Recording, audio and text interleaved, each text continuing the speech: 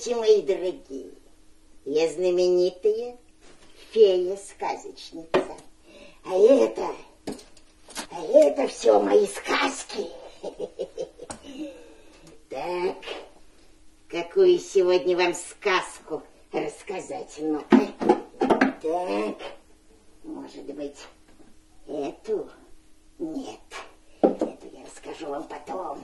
Так, ну-ка, что здесь у нас? Очень интересная сказка про золотой ключик. Нет, это потом. Так, это потом. Ну-ка, что здесь у нас? Сказка про принца со средними ушами. Начнем слушать и смотреть. В одном королевстве жил-был король. Одно огорчало его. У него не было детей. Гулял как-то король по лесу. Вдруг около него появились 3 феи.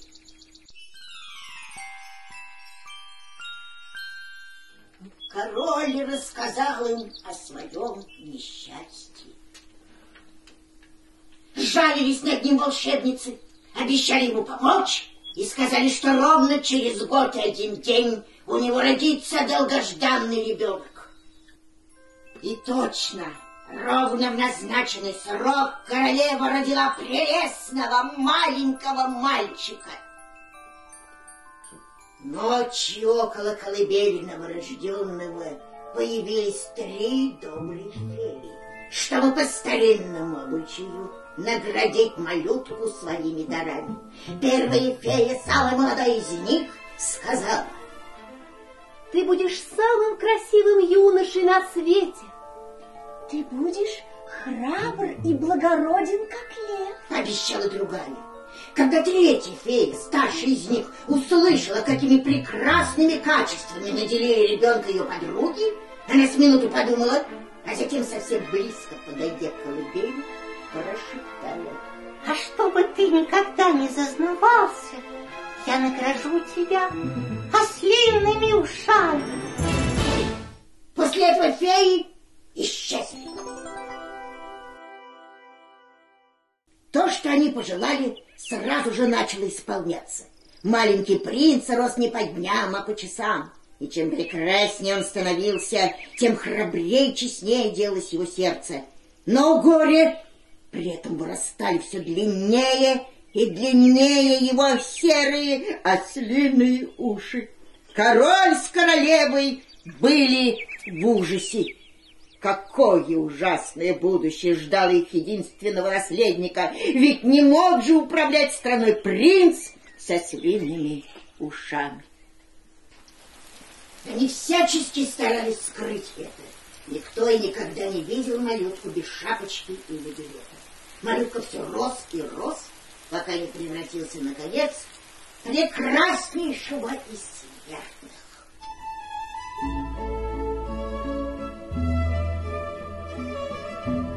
Но вот теперь, к великому ужасу короля с королевой, их сыну стал необходим парикмахер и бродобрей. День и ночь они не смыкали глаз, думая, как бы скрыть ужасную тайну их сына, и, наконец, придумали. Они вызвали к себе самого опытного из парикмахеров и сказали ему: мы тебе оказываем великую честь ежедневно брить и стричь нашего сына и наследника. Что бы ты ни увидел, когда будешь выполнять свою работу, должно остаться тайной. Ты должен быть нем, как рыба. И если ты выполнишь это, то станешь очень богатым. Если нет, тебя ждет смерть. Парикмахер, не предчувствуя ничего плохого, с радостью согласился, поскольку всегда жил очень бедно. В тот же день он поселился в замке. Он ел теперь за королевским столом, охотился вместе с принцем, спал в его спальне и был счастливейшим из смертных.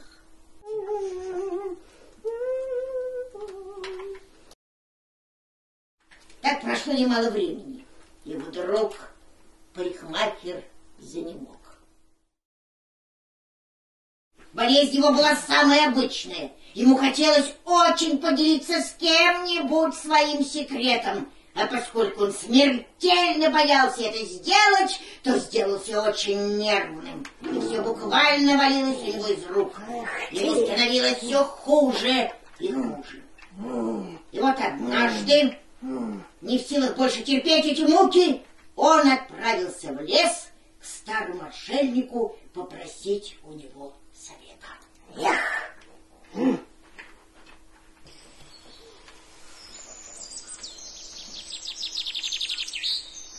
Если ты не в силах больше переносить это, сказал ему старец, то уйди подальше в поле, найди там глубокий ров, зайди в него, наклонись к земле и все ей расскажи. Там никто тебя не услышит. Земля похоронит в себе твою тайну. Поблагодарив отшельника за совет, радостный парикмахер побежал в поле. Нашел глубокий ров и сделал все так, как ему было велено.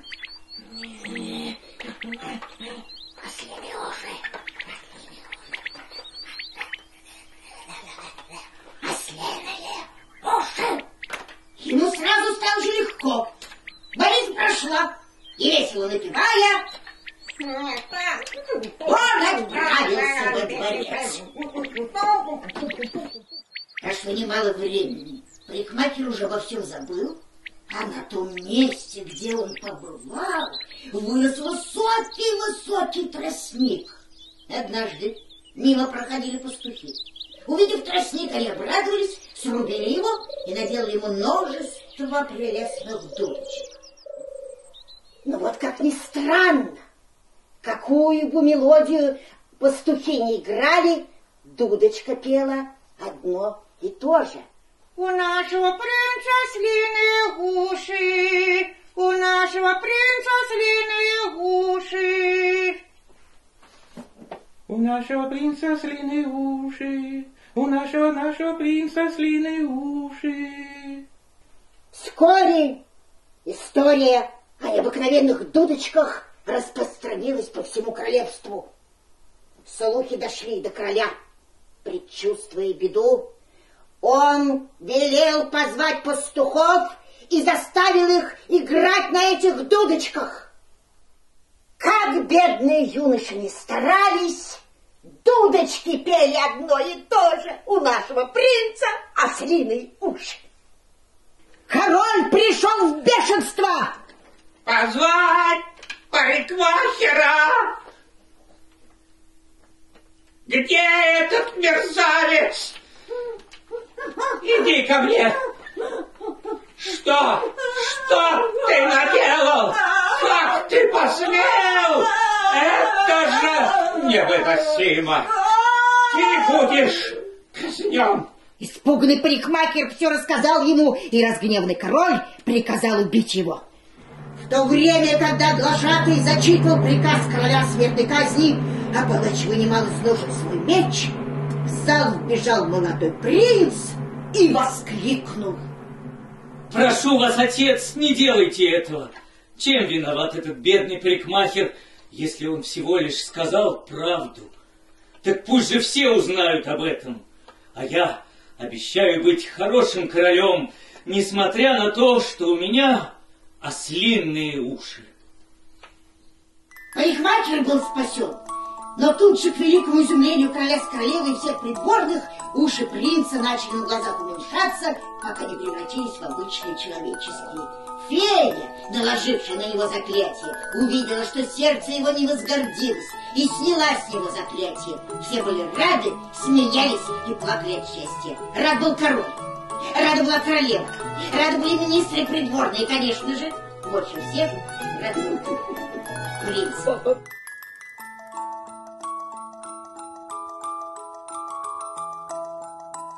Как принц, женившись на одной из красивейших из принцесс, стал справедливо и счастливо править страной.